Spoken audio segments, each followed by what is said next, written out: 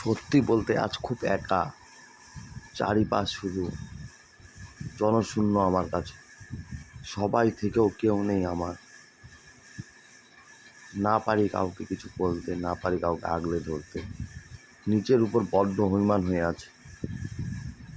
কী ছিলাম, কী হলাম, কেনই বা হলাম।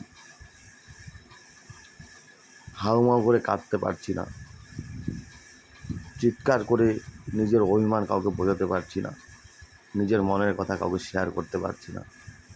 সবার মিথ্যে ভুল ধারণায় নিজেকে ছেয়ে ফেলেছি।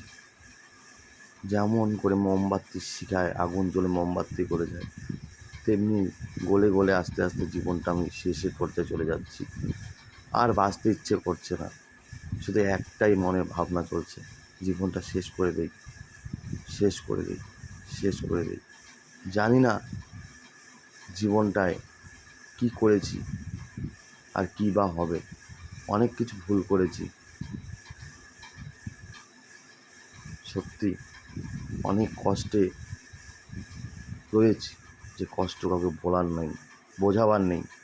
শুধু নিজের মধ্যে জমাট বেঁধে আছে, যে বরফ জমাট কোনোদিন ক্ষয় হবে না।